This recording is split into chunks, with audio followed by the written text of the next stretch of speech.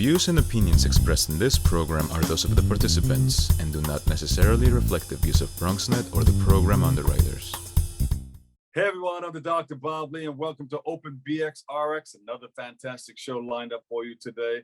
Coming up on today's show, we'll speak to a former BronxNet intern who is now the host of a weekly television program focusing on issues that impact the special needs community and beyond. And then we'll check in with an educator and children's book author who will promote her most recent books. And then we'll latch on to and highlight a person that is talking about a magazine that is empowering women in business. And then Bobby C, of course, he steps into the room with the latest in the world of sports. And then finally, we'll hear from an evangelist and pastor to learn about the work that she is doing with a platform of service to others. All of this and more headed your way because we are now wide open.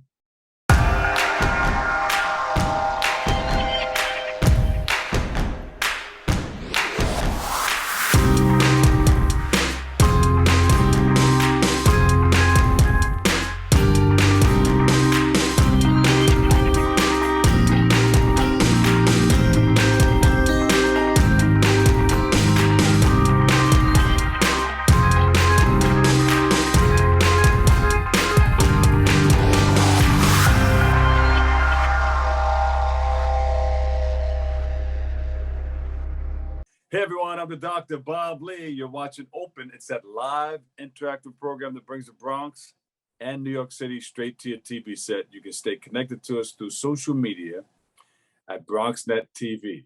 Got a fantastic show lined up for you today. And I'm going to bring in this young man who's been on BronxNet before. So we're going to lead off with that. Our first guest is a journalist that carries 30 years of experience, 20 of those years spent with BronxNet TV as a news reporter and producer. Now, he's written articles for lots of people, including the Parkchester Times, and is now the executive producer and host of Able and On Air. It's a public access program that focuses on the needs of people with many abilities despite their disabilities. He joins us today to discuss various topics around gun violence, homelessness, and much more. Please welcome to the show, Lawrence Seiler. I'm great, Bob. How are you?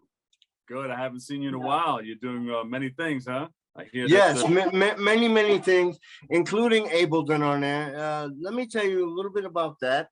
Ableton on Air is a program on Orca Media, www.orcamedia.net. Orca Media is a public access television station within Vermont and beyond. It also can be found on the internet as well. So great. And we focus on the issues of abilities, not necessarily the disability of people. So great.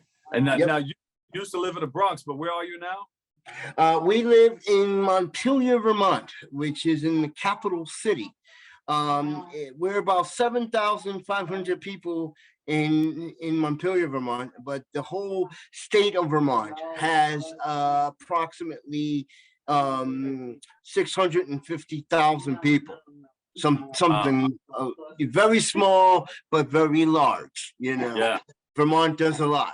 So. Lawrence, tell us about your career, your time spent with BronxNet Television, and how has it helped your career with Able and On Air? Well, okay, I'll keep this very short. It's a large story, but there was a gentleman at BronxNet who was my mentor and teacher, because I was getting my degree at Lehman College in journalism. So there was a gentleman by the name of J.J. Gonzalez who kind of turned around and taught me how to be a reporter. He said, here's the camera, here's the mic, baptism by fire, and away you go. And bring me back a story. So BronxNet at the time had a television program called News 67, which was a half an hour television news program. So those news pieces became special people, special issues, and I've been at BronxNet for 20 years, and then left and did some culinary for a while, so I know how to cook. And but then after, but then after that, came to Vermont, and the rest is history. And Ableton on Air, Ableton on Air actually started in New York as an internet radio program, and then I decided to bring it back to TV, when we came to Vermont. Yeah. So we talk about topics such as gun violence, which is a huge issue. We talk about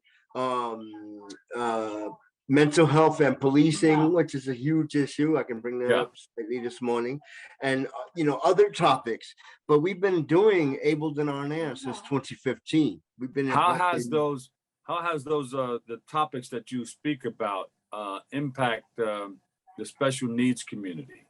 Well, mental health, especially during the pandemic. For the last 2 years, people have been stuck in their homes. And when you're stuck in your home and you have either nobody to speak to, or, and then basically doctors, a lot of things closed during the pandemic. And, people are talking to their doctor by phone or by Zoom. And it's really hard, but now a lot of things are opening up. The special needs community, Bob, suffered tremendously during the pandemic, and tremendously. A lot of things were closed. For example, this July, I've been dealing with having to get a dentist for 2 years. Yeah. So this July, I'm first going to the dentist. It's those things that really encompass the special needs community. Health is really important. And in terms of mental health, when you talk to a counselor, even if it's for 45 minutes to an hour, and you get the things that are bothering you, that person can tell you how to deal with things the right way. Yeah. Yeah. Well, I tell you, it makes you want to pull your hair out. We have no hair. Yeah, right. All the things that we've been through, but you've tackled other issues on your program, such as homelessness and things of that nature. What do you think needs to be done by elected officials or leadership to help improve housing and transportation conditions? Many times you've had me on the program, Bob, and it basically, in terms of voting, in terms of homelessness, in terms of these issues, it all comes down to money. And the problem with these issues, with elected officials, number one, the special needs community, a lot of people with special needs, how can I put it? They live on very little income or no income at all. And a lot of these elected officials depend on campaign contributions.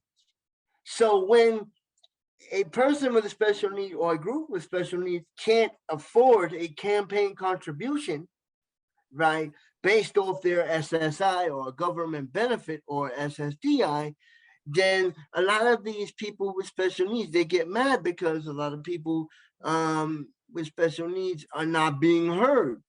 But the way to make that happen is that people need to have their, raise their voice and raise their voice more, especially with this horrible thing New York calls transportation.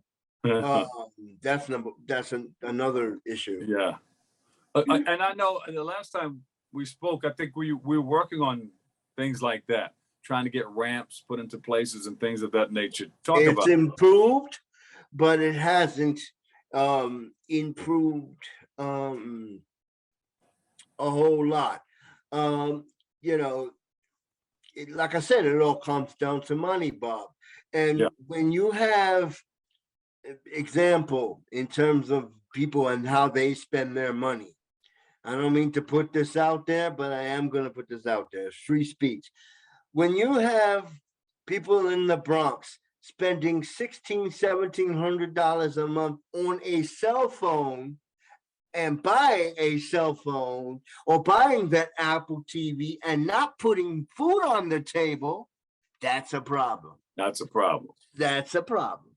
So people need, including politicians, need to get their priorities straight. What comes first? You need an apartment, you need food on the table, you need clothes on your back. Three main things. And if you don't have those things, or if you don't have a job program, if you don't have a job program to put money in people's pockets, then everything won't work. Hey, Lawrence, tell us about we keep seeing gun violence all throughout our city and across our country. Can you share your thoughts on recent events here in New York City, since you've been covering? I recently had Ableton on there. We recently had the Montpelier police chief, and we also had a politician on talking about gun violence. One of the biggest things in the gun violence nowadays, people are making guns out of plastic. It's called one of the things I talked about on the show is ghost guns. Ghost guns. Okay? Ghost guns. Basically, people are using a 3D printer, then going to Amazon, buying the parts, putting the gun together, no serial numbers, and it's not traced. That's an issue. That's a big problem. So what we need to do is crack down on those things and take the money out of these people's pockets so they can't do that and they can't buy the guns. This is the issue. It all comes down to gangs as well. Yeah. All right. We have a little bit of time left. What are some of the hot trigger words that should be avoided when addressing people with disabilities? Well, years ago, they had words such as retarded, which is no longer used. It's actually doctors are not supposed to use that anymore, and they still do, especially among our youth and school kids who really don't know the word. The word retarded comes from the French word retardando, which means to slow up or to slow down. And also, example, the word handicap is not used anymore. People use it. Comes from the old adage, baseball cap, cap in hand, handicap. So but they give you a handicap sticker to put in your window to park in a handicap parking zone. But people are not handicapped and they get the parking sticker. This is another thing they got to crack down, and that cops are working on. The word disabled. I teach students this all the time.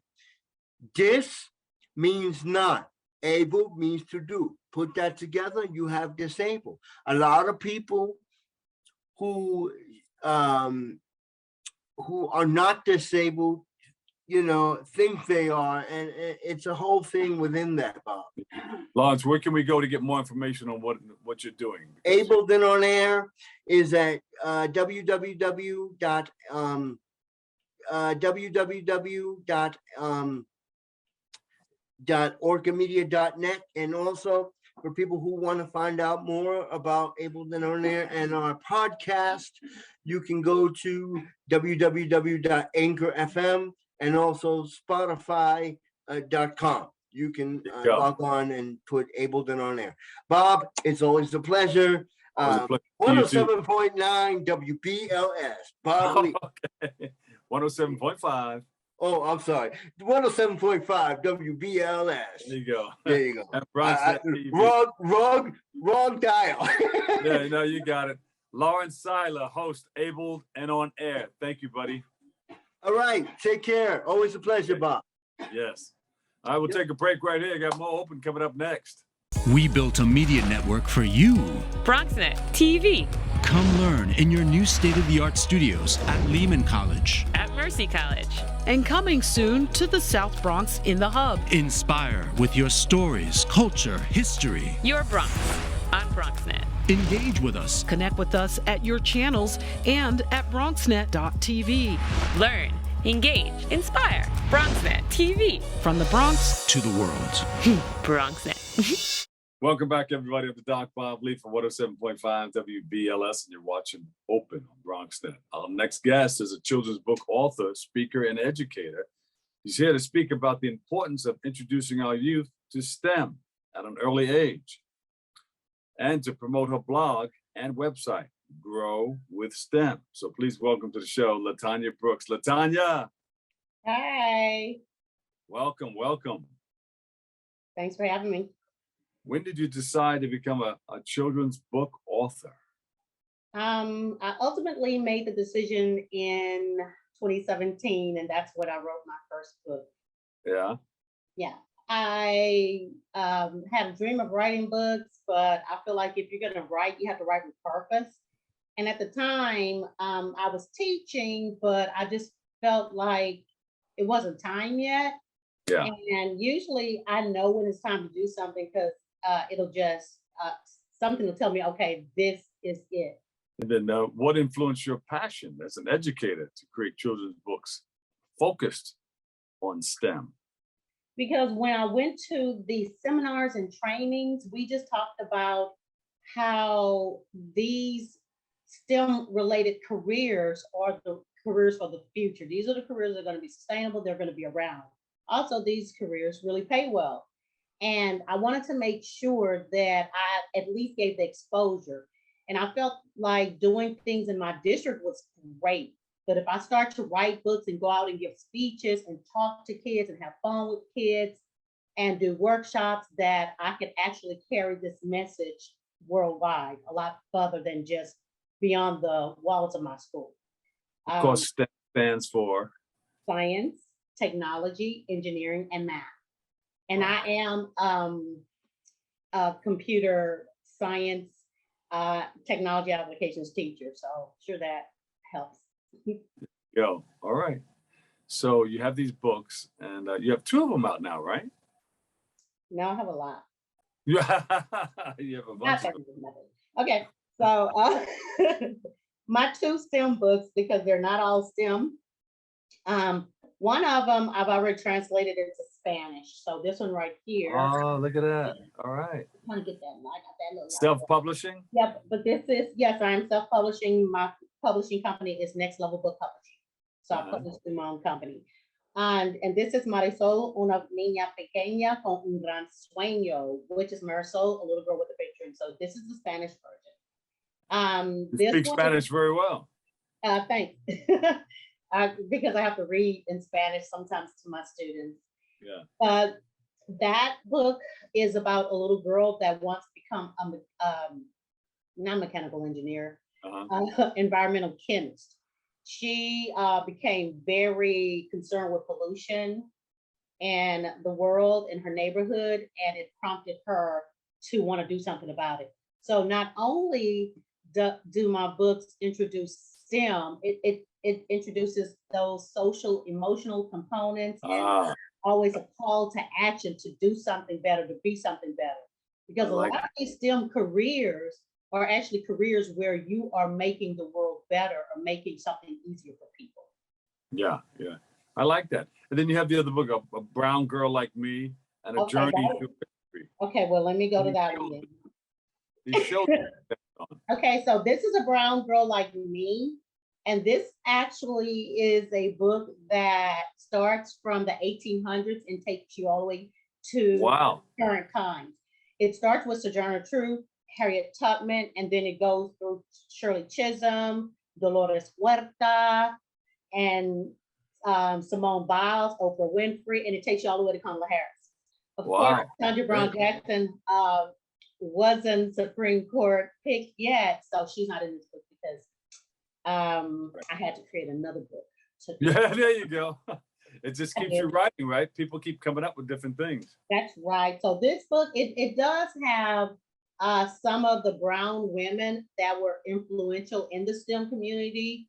It talks about a Native American who was the first Native American to earn a medical degree. We talked about the three ladies that were featured on Hidden Figures. We talked about Gladys, who was very influential, and her with her math skills and all the work that she did actually contributed to the introduction or creation of the GPS.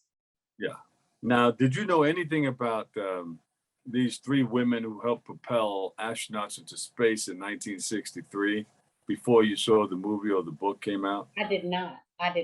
And that's one of the reasons why I decided to write a book and decided to feature some of these people. And another person that I featured, a lot of people don't know about because she was very quiet, and that's Ella J. Baker. Yeah. And we ended up naming our school after Ella J. Baker. So she didn't get in. There's another book, an adult companion book to this, These Shoulders I Stand On. That book was already published, but this one was about to go to print, and I was able to add Ella J. Baker in it. And another thing that I did, and I'm looking for the page, so excuse me if I'm looking down. I mean, that book that propelled me to write or help include that person in the book that helped propel these people into space. So yeah. the line is this: I'm going to buy yours, and you're going to buy mine. I could buy yours. Yeah. And a lot of my students know about Rosa Parks, Yes. but they didn't know about Claudette Colvin. So I made a point to put them in the same poem and to put them on the same page. One thing that a lot of teachers, I was out a few weeks ago, and a few history teachers, because I know I push STEM a lot because I love programming, robotics, and stuff like that. But I also like to, I'm not going to say push, but just make students aware of our history. And so one thing that they liked about it is they feel like children will be very receptive because it's poetic and it has rhythm. There you go. I like it. And it's so important to help you to know where you're going. You have to know where you've been, know where you are to know where you're going. So history is very, very important. I'm glad that you're doing STEM. How important is that to include STEM in a lot of your work? I feel that it is important because it gives that exposure. It gives students options of what they want to be when they grow up. I prompt them to think about things. When I am talking to my students and we're talking about the future, we do all of these little lessons and exercises, and they need to think very methodically about what they want to be. So what we do is we research different careers. And so they find careers that they really like. Some may say, oh, I want to be an engineer. And they have no idea what an engineer is. They have no idea that there are different types of engineer. And so that's why I introduced Adam Baum, because he wanted to be a mechanical engineer. He's autistic. Yeah. So I also wanted to highlight the autistic community. I want to create books for STEM that includes people that have been marginalized, most importantly, because I feel that it's important. I think representation is important, and it plays a vital role in children's exposure. And you have to draw them in, and they need to see people that look like them. Excellent. Where can we go to get more information on everything that you're doing? My parent site is EdgeUspire, that's EDGE, Uspire, LLC.com or EdgeUspire.com. And if you go to growwithstem.com, the website you gave out earlier, it says website, it'll take you to it because I have a few sites. That's on Twitter, Grow with STEM at twitter.com. Yeah, and it's on Twitter as well. Yeah. Well, listen, thank you so much. Thanks for joining us. And you always got to come back. You're always welcome to come back and share your STEM. Well, okay. I look forward to coming back because I just made some coloring books. There you go. All right. And LaTanya Brooks. They're educational. You don't just color, you learn. Yeah. LaTanya Brooks, children's author and educator, A Brown Girl Like Me, and Journey Through Herstory. That's right. And a whole lot of other books too. But thanks for sharing, okay? All right. You have a good day. I appreciate you. Thank you. Thank you. All right, we'll take a break. I've got more coming up next right here on Open.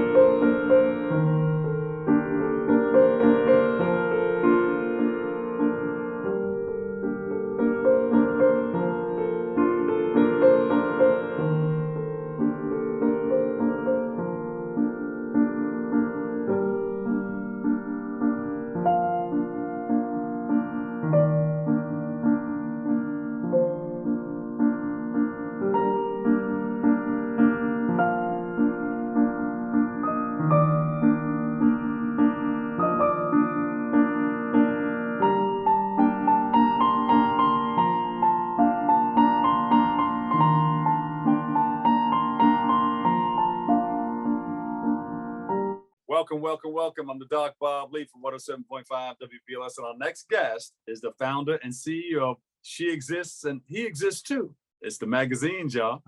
As he joins us to speak about She Exists magazine and how it is inspiring women across various industries to achieve success in their career. So please welcome to the show.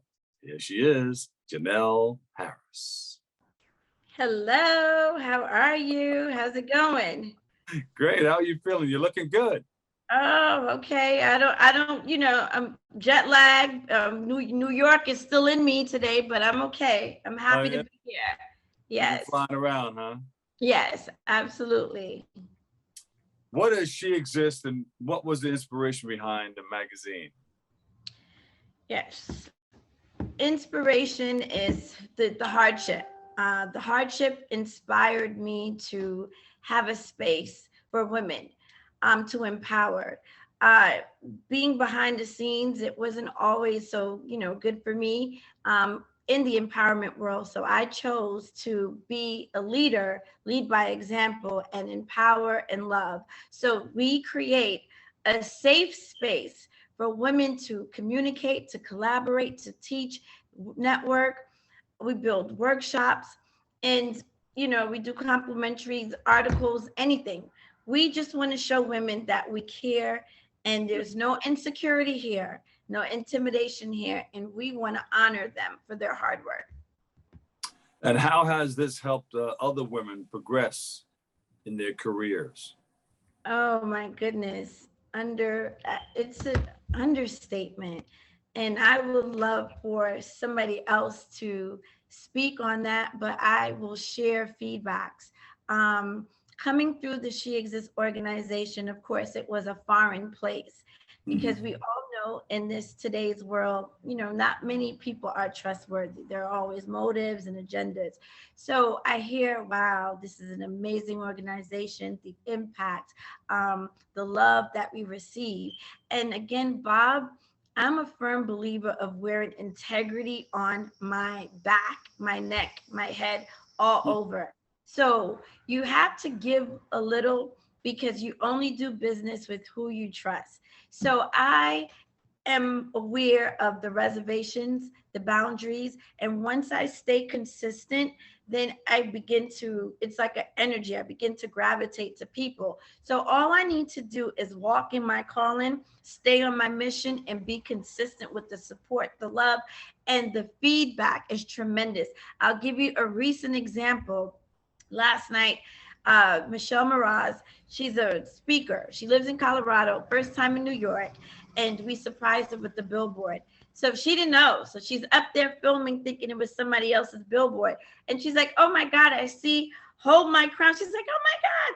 My point is, she was so surprised.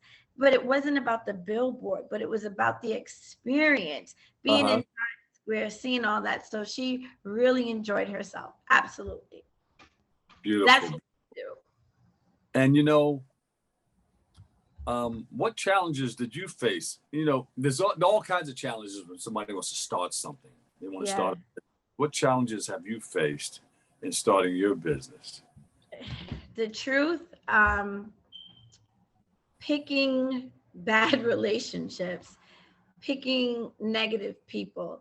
When you have a product, you believe that everybody needs to hear it or see it, but that's not often the case. But then when you're genuine and you're looking just to help and support, it doesn't always go so easy.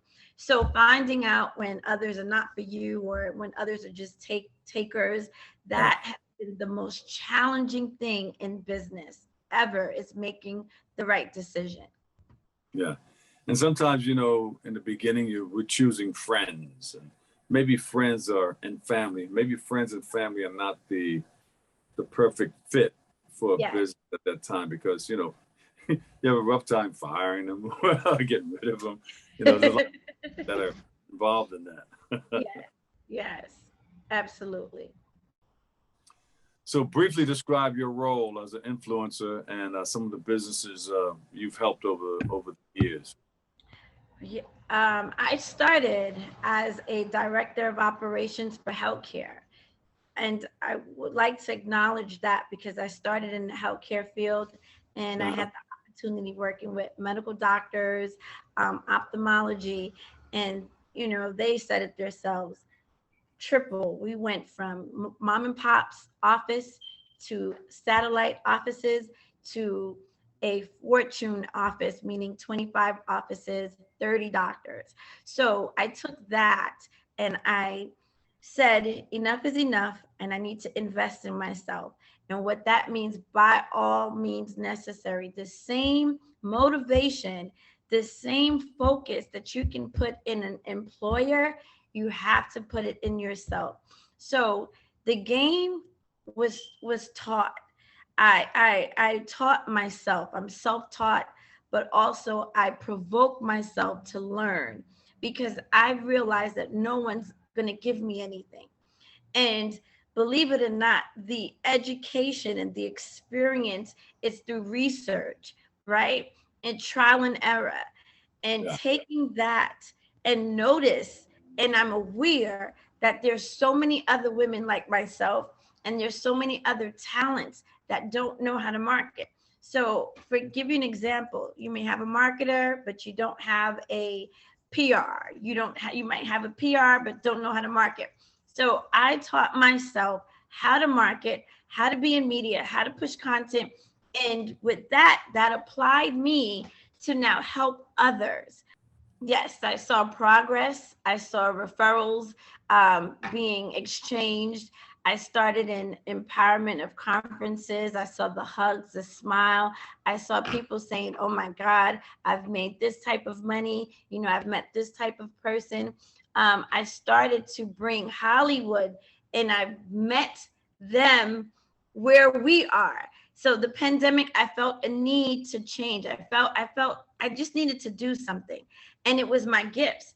And there's a scripture in the Bible said, let your gifts will make room for you.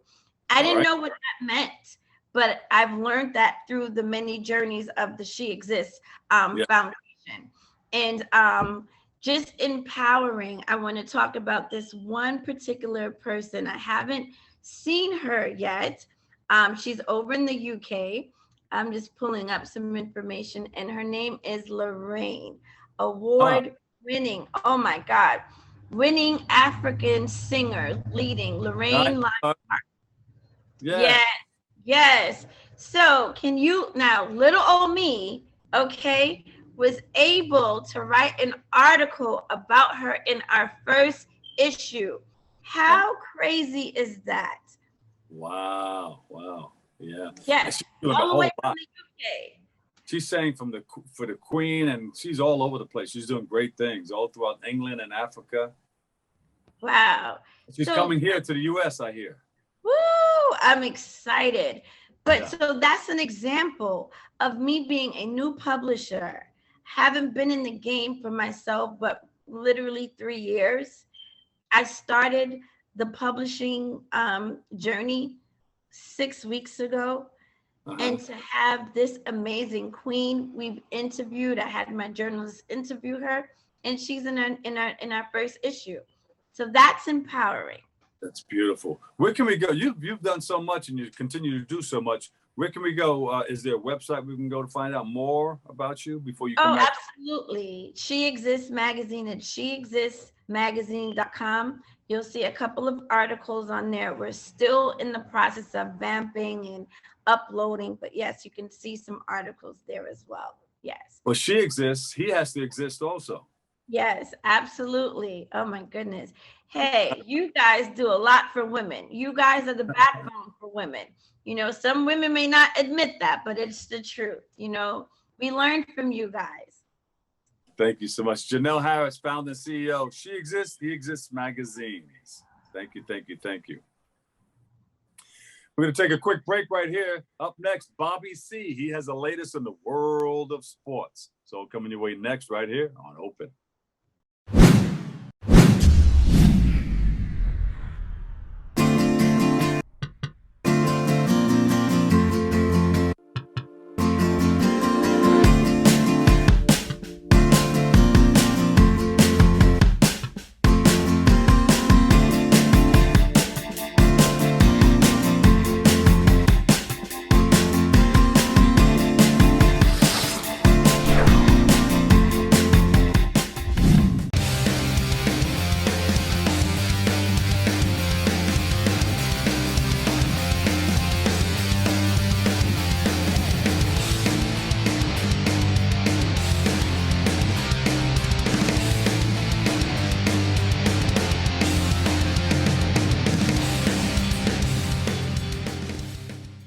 Sorry, Yankee fans, if you were looking for a dynasty on the diamond here in the Bronx, it hasn't been the Pinstripers for the better part of the last decade. But we've got something for you. We've got the real dynasty here in the BX, and that is Fordham Softball. Joining us this morning is Captain Kelly Bright. Congratulations, Kelly, on another Atlantic 10 championship, and even more so, graduation from Rose Hill.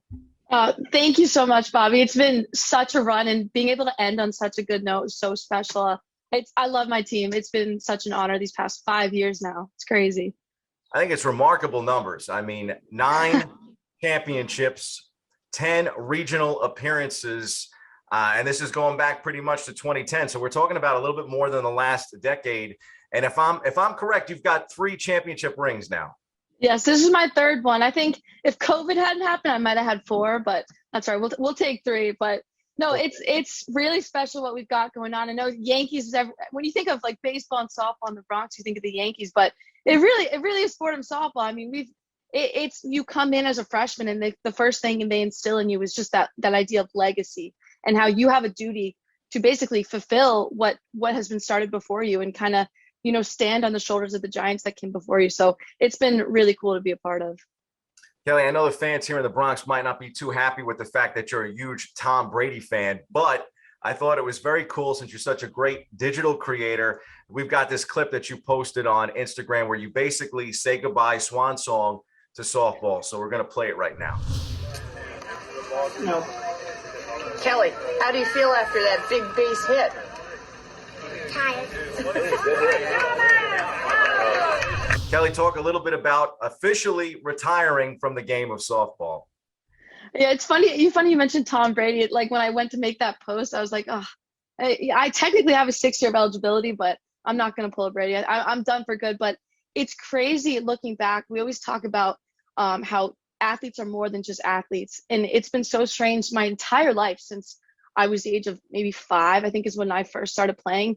Being a softball player has always been a part of who I am, and it always will be. But now I'm kind of transitioning into that place where I'm no longer a Kelly Bright student athlete. I'm Kelly Bright, all these other things, and former student athlete. So it's definitely a transition. Like today's my graduation, so I guess tomorrow is really when I'm starting that new chapter. But it's very bittersweet. I've done a lot of reflecting in the past few weeks, just looking back at all the times, all the great people I've met, all the opportunities I've had. I mean, being at Fordham, I wouldn't be here without softball. Some of the jobs, the opportunities I've had at WFUV, that's all because that comes down to being a student athlete. So I'm so thankful for all the experiences, all the coaches, all the players I've met along the way. But it's been a journey, and I think my body, more than anything, is ready to be done.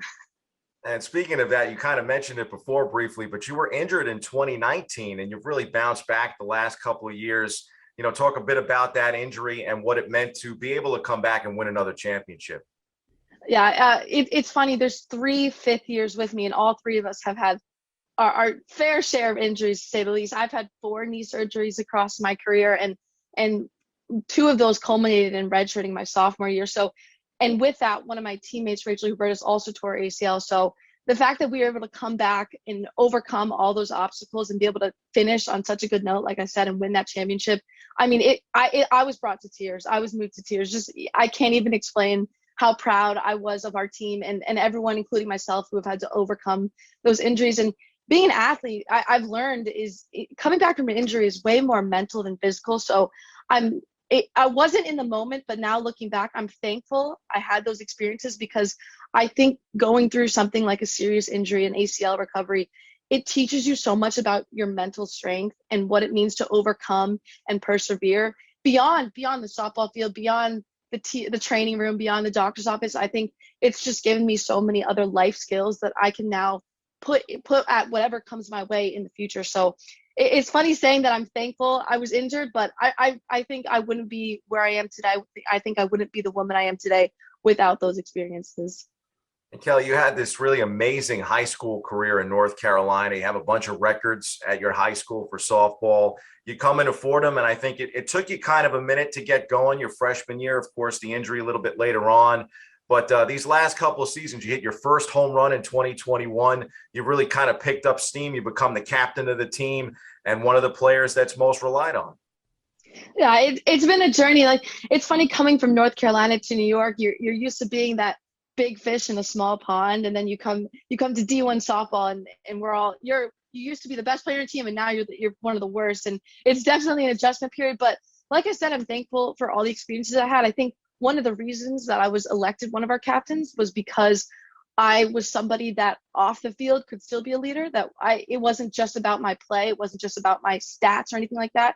I think it was really more the intangible stuff. And I think the fact that my teammates were able to respect that enough to elect me captain says a lot about what I believe my legacy is at Fordham. I think for me, it's a lot more about the things off the field than on the field. But in terms of on the field success, it's been fun. I think the older you get, the stronger you become physically, mentally, and just you get used to the pace of the game. So it's been really cool. This year was the first year I got to play the entire season without being injured.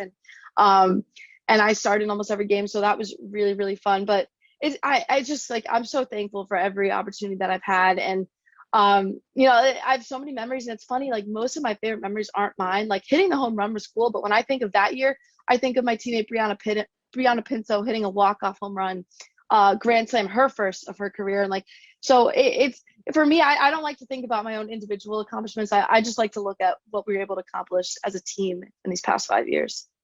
Kelly, in terms of highlights, I guess, walk us through the season and specifically the A-10 championship. You guys, of course, get a chance to play in the NCAAs in Oklahoma. Tough 2 games out there, but, highlight, I guess, the main games of the season and specifically how that A-10 run went.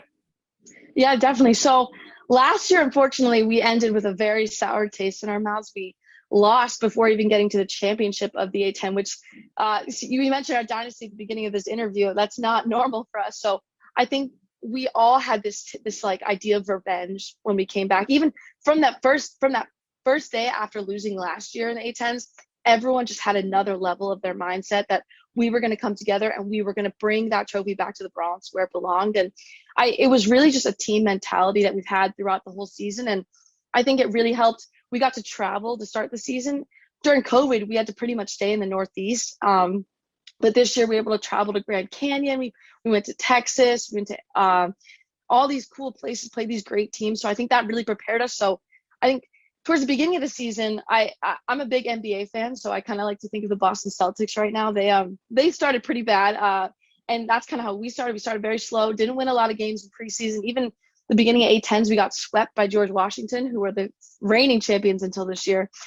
So we were kind of nervous at the beginning, but then we really got hot at the right time. And anyone who knows postseason sports, it's all about who gets hot, who's trending, who's peaking at the right moment. And I think that really was our team. We had a really great 2 series against George Mason and Dayton. Those were our last 2 conference series going through the championship. Our pitching staff pitched amazing. We have 4 pitchers. 3 of them got pitcher of the week accolades throughout the season. 2 of them got that multiple times. So I can't say enough about our amazing pitching staff, and they really came together for the postseason. And then you want to mention players who just stepped up, Rachel Hubertus and Brianna Pinto, 2 other 5th years who just really came through in clutch moments. So it's been really special to see their journeys. And you get to that A-10 tournament. We knew that GW was the team to beat. They were number 1 going to the season. They swept us in the regular season. So we knew in that first game we were going to come out hot against them when we had to play them. So it was really exciting. We beat them, and we're able to beat them again in the second what-if game of the championship. And it was just really special. I mean, hats off to them. They're a great team. They have a lot of great players as well, but that's kind of our rival. So it was that much sweeter to beat them in the championship. It was just amazing. It was definitely a whole team effort. I mean, our freshman pinch runners scored some of the key runs in most of those games. And we had a girl who, she didn't even hit for most of the season. She was mostly a flex player, and she ended up hitting 2 very clutch RBIs in the postseason. So I think teams that are able to win championships are those teams that can come together 1 through 9 in the lineup and find a way to win, really 1 through 18, every girl on the team. It can't just be one superstar. And I think our team is really the epitome of that. So it was a special run. Oklahoma State didn't really go our way, but for us, it's really more about the experience once we get there. I mean, the pitching is just another level, but it was fun to end on a note. We lost 5-3 in our last game, and Rachel hit a home run, which was really cool because we've never I don't think it's been a while since we were able to hit a home run in a regional game. So that experience was really cool and such a special way to end my college career. That was part 1 of our interview with Fordham softball captain Kelly Bright. Tune in next Monday for part 2.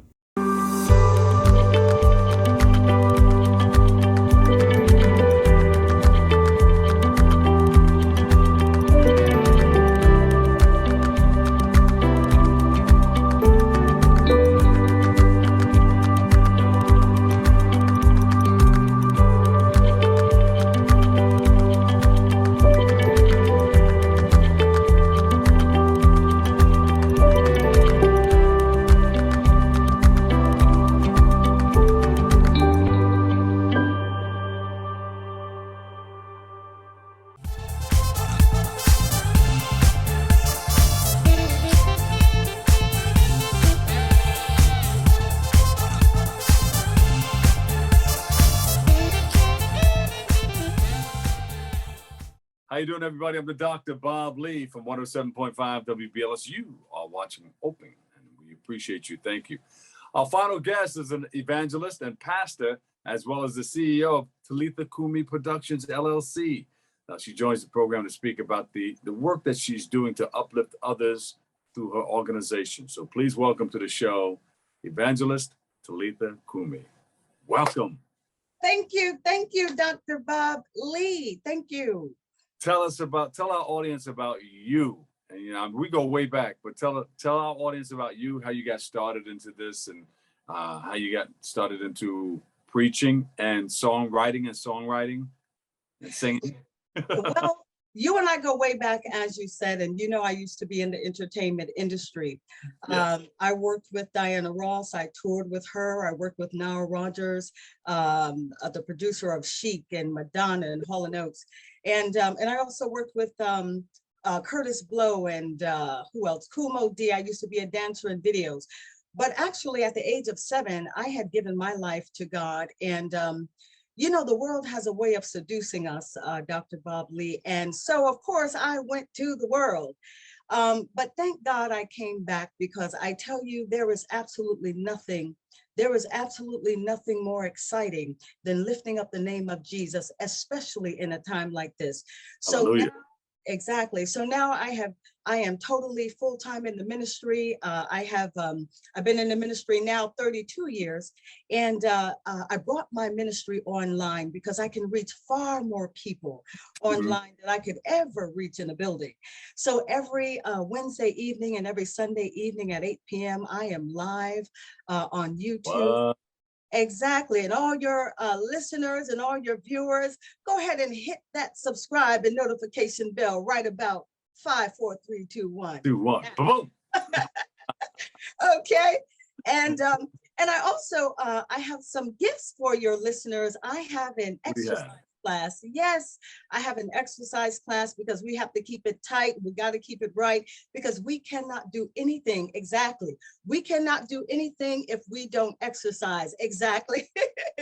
So Sarah's daughter's exercise class is on Zoom, and every Tuesday evening and every Saturday evening from 6 to 7:30 p.m. And I tell the ladies in the class, listen, we're not here to be body builders, but we are here to keep that body built. Hallelujah. All right. Hallelujah. Okay. So they can certainly, they can go to my website, at empireofjesuschrist.org or Talitha Cumi Productions.com. And I also do online consulting, because there are so many things that's going on right now. So individuals really need to talk. So they can schedule an appointment. I do hour sessions. And what other blessings do I have? Oh, I also coach and train up and coming singers, actors, dancers, models. Because Dr. Bob, you got a whole production going on, huh? Talitha Cumi Productions, okay, and we LLC. dominate, all right, in every production, okay? Because what I'm finding is that, you know, back in the day, individuals, when they used to go to Motown would groom their talent. You know that. Right. Motown. Right. Diana Ross, who else? Temptations, all those individuals, if you came through Motown, you had to be groomed, trained, and coached, okay? Because he carried a certain ambiance, and he branded himself a certain way. You couldn't come through Motown acting any kind of way. And I really believe that a lot on and off the stage. Exactly. So I really believe that, you know, a lot of these rappers and a lot of these, you know, individuals that are coming up, they're not getting coached and trained. And that's why they're not really lasting. And if you want to last at all in the business, you must stay alive. That's right. You see all these rappers dying and et cetera, et cetera. So I really believe it's because nobody is taking the time to coach them and to train them. So I do a 3-week course. It's called Dominating the Entertainment Industry God's Way. All right. There's only one way to do it. All right. Only one way. Mind, body, and soul in preparation for life. Watch out. Exactly. And then also, I am producing, it's called a supernatural gospel explosion. I am doing a 2-hour power-packed production. So I come to your location, and it's full of singing, dancing, giveaways, shout outs. And then, of course, I bring you a little bit of the word to encourage you. And maybe Dr. Bob Lee may call me for his next engagement for me to dominate and explode. All right. I'm